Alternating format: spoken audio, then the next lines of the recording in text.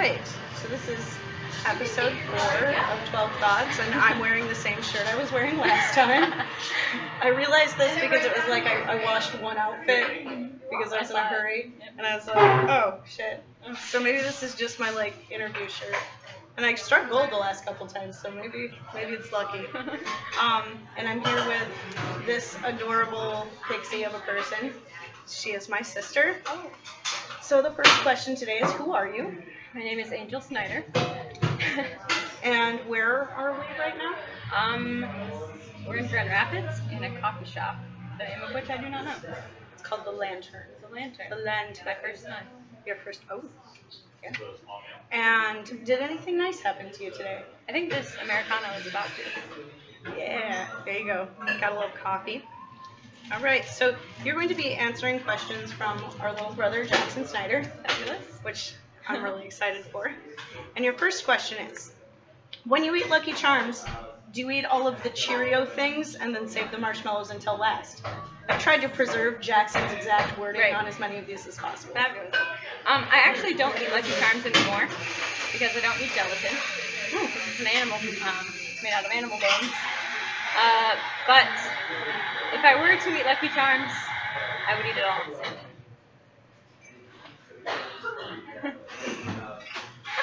I took this massive bite of biscuit. What am I going to do? Here, I'll take a sip. There we go.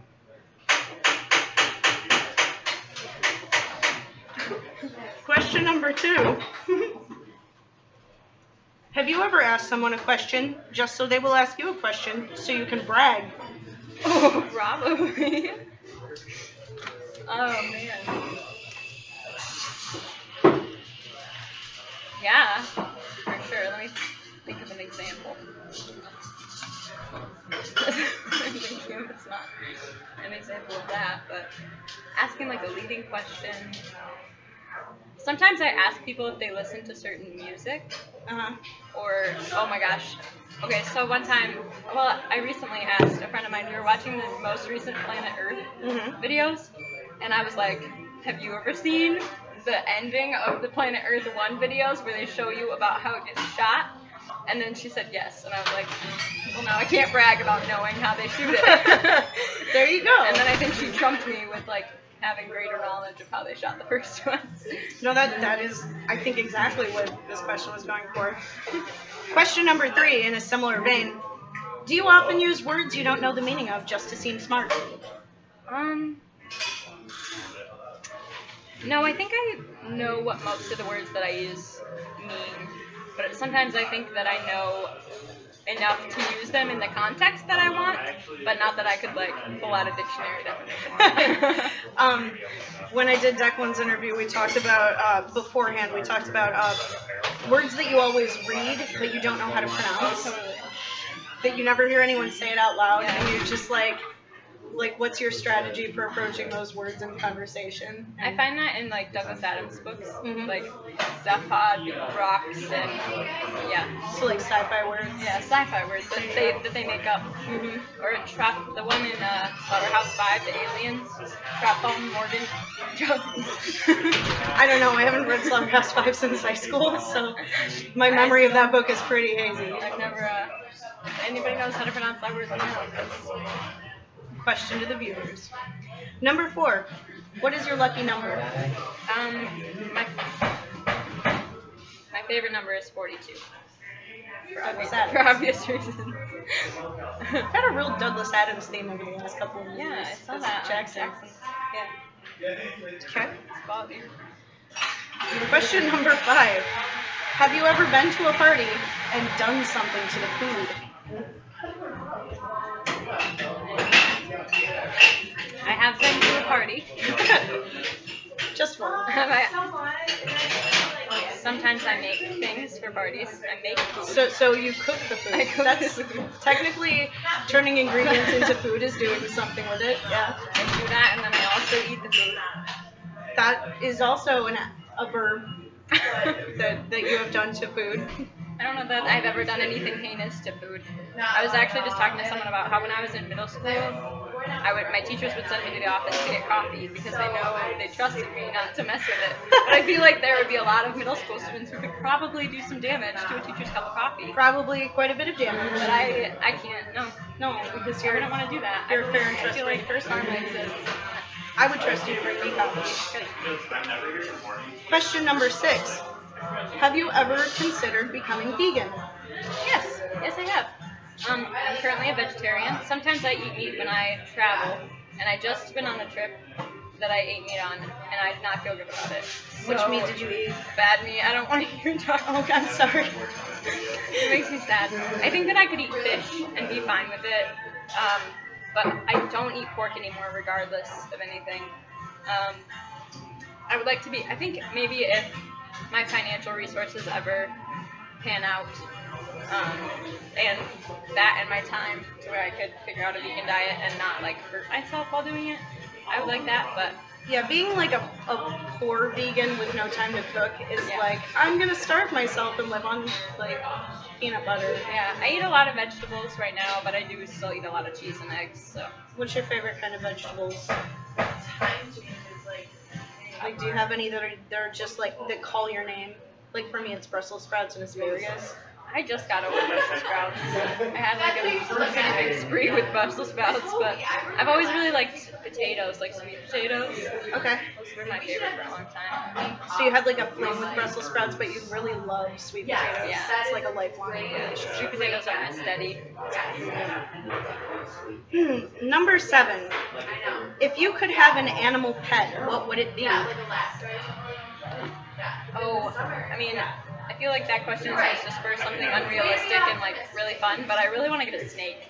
I mean, I feel that's pretty fun. Like a special, any specific kind of snake? I see ball pythons sometimes. They're like pretty big, but not too big, but not like small enough that you lose them or that they're not fun. And my fish just died.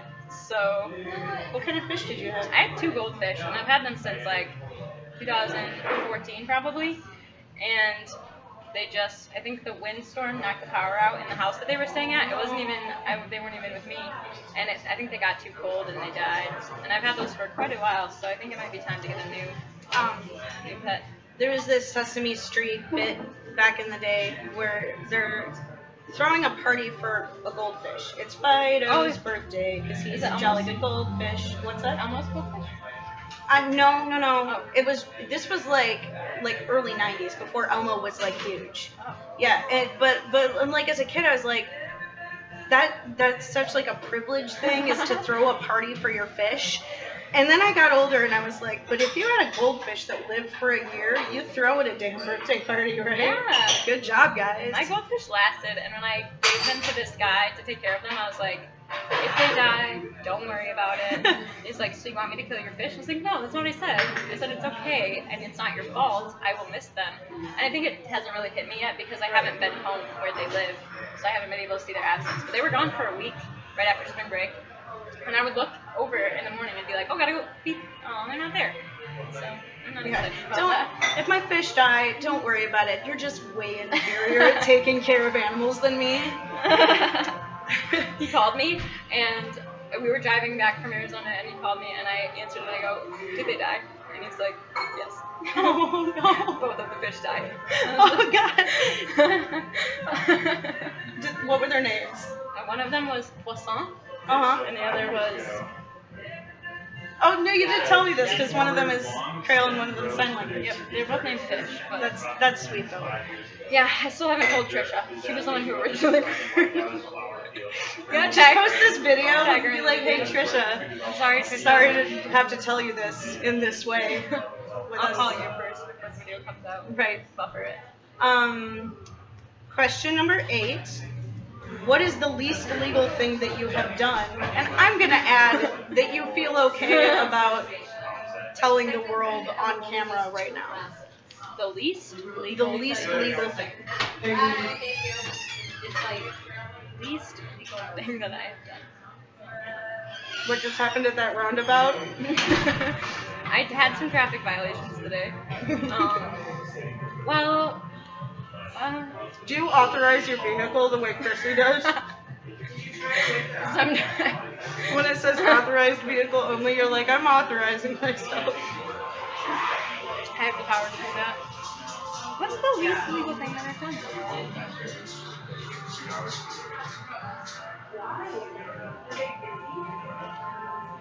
Well, okay, so I was driving back from Arizona in this new car that I have from Jamin. She gave me her Jeep. Thank you, Jamin. You're the bomb. Sweet. And we were coming back through the Colorado, like the mountains in Colorado, going from New Mexico through up to Boulder. And it was dark and nighttime, and the speed limits change like after every curve. There's a new speed limit for the next curve, and so I ended up, and I obviously those are important, but you lose track. Like, how are you supposed to pay attention? It's like a video game. Like, you gotta like constantly look at the speed limits, and so I was like. Just like 16 miles over the speed limit. I got pulled over on the way back, and the cop comes up, and I was like, I didn't see that speed. It was like, you were going 56 and a 40, and I was like, oh.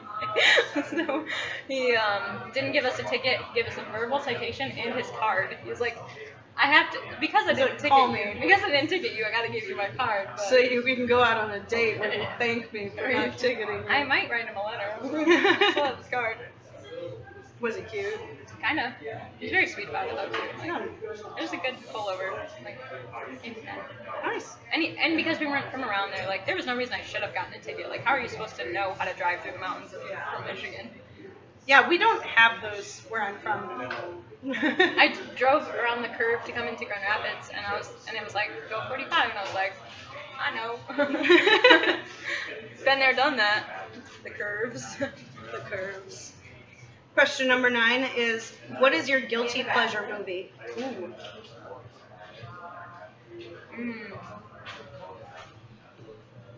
Okay, so I really love Elvis. And Elvis is almost a guilty pleasure because of all the bad things he does. But my favorite Elvis movie is Blue Hawaii. Oh, is that the one where he goes cliff diving and comes up with perfect hair? That's Fun in Acapulco. Okay, I got one too, but I own Blue Hawaii. I should get Fun in Acapulco. I mean, like, I should get all the Elvis movies. Right. But I can't watch that movie without just smiling the whole time. Like, I can't frown while watching that movie. But he's like sexist and problematic in general, so that's why it's guilty. He's Elvis. Yeah, and the movie, like the way that the gender dynamics in the movie work, I'm just like, but I love it. Yeah, well, like when was it made? Yeah, like the film. 60s. Question number 10. Have you ever waxed and did you scream? I have never waxed, so I didn't scream, but I didn't wax. Mm-hmm. Yeah. I'm going to like give a second meaning to this question, which is, have you ever waxed a chump like a candle and did they scream? Chump like a candle. What is that from? It's from Ice Ice Baby. Yeah. Wax a chump like a candle. One time, one of my friend's moms went up. She had those wax strips that you like just rub to get hot, and then you pull it off. And she went up to her daughter's boyfriend, stuck it on the back of his neck, and rubbed it. He screamed. I'm sure he did, because you're not expecting that to happen. And then somebody later in the night, alcohol may have been involved, waxed their butt with one of those. Like, Like, are we talking like cheek or like crack? Butt cheek. Okay. Cheek, like straight up flat cheek. Yeah, so not as. That's not as brutal. I saw a guy get his back waxed once, and this guy had like a carpet growing on his back. He was just like weeping. So, poor guy. Question number 10. How's your day going? How's my day going? Really well. It is. I got to see a friend of mine that I hadn't seen in a couple weeks, and he always makes me happy. And I had some coffee, which is great, and I got a banana. Got started on this. Got to see my sister. I'm gonna go home to East Lansing for the first time after since break. And I love all of my housemates. And I'm so excited to see all of them. Including Trisha? I don't live with Trisha. Oh, shit. My bad. Yeah. But I do love Trisha. But you have a phone Shout call out to to make. Trisha. I'm excited to go see Rent with Trisha. Oh, On March 19th. nice. Yeah. Sweet. Meet her And- today. Well, I already know the answer to question 12, and probably anyone who's been paying attention to this interview knows the answer to question 12, which is, what is your biggest celebrity crush? Or what was your biggest celebrity crush is the way that it's worded, but I think it's still sticking around, so... Well, if we're talking living or dead, then it's... Are we talking like you think It's not... It's probably Elvis as far as I know, because that became less of a crush and more of a lifelong thing. I don't know if it's a crush as much as an obsession. Yeah. Or just like a... I would say that probably makes it the biggest, unless you have other celebrity obsessions that you haven't told me about.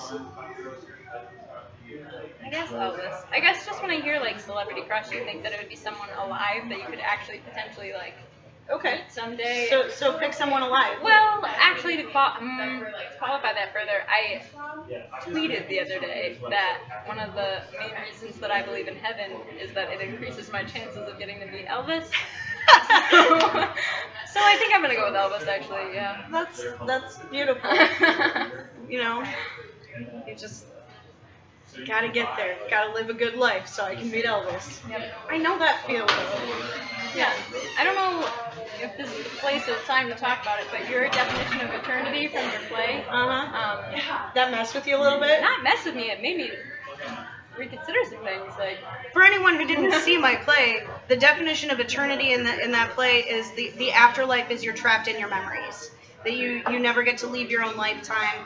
You just relive all the books you've ever read, all the movies you've ever watched, all the things that you spent your time doing. But at the same time, you see the full implications of every action you've ever taken.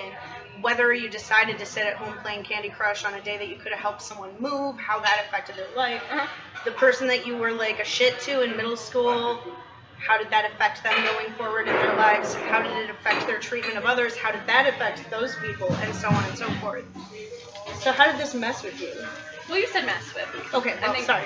Well, I think it positively influenced me into thinking that, like, regardless of if that's true or not, that's still true because you live out those repercussions, and those repercussions exist. And whether or not you see the effects of what your actions cause or deny to happen or whatever, that's still happening, and people's lives are still being affected by that. So just to know that, and it is helpful to be cognizant and just mindful of how your behavior is affecting others, and it's a good reminder. Well, and like for me, that was a vision of the afterlife that was sort of like just given to me, and I don't know what I believe as far as an afterlife goes. I don't think any of us get to know, but I will say that having that vision scared the living shit out of me at the time because I wasn't doing anything. I was like, okay, so I'm gonna go into the afterlife and have to like watch myself play Candy Crush for hours and hours and hours on end, again and again and again. It was like, do something so that you can enjoy it after you're dead, which is a weird way to think about it. But it's gonna make you enjoy it more now too. Yeah, it pushed me forward in my life to think about things that way Yeah. So that was your last question, but you get to make a statement to the person who's going to answer yours, should you like to. I really liked Michael's. It was so dramatic. Just like, what was that? I'm coming for you. I'm coming for you. Just, I hope that it comes from somewhere, some place of depth that we get to hear a little bit about you. That don't go quickly with the answers. I guess like take your time, and maybe even make it more for yourself than us, if that makes sense. I like that. All right. Well, thank you so much. Thanks, guys. And bye, guys.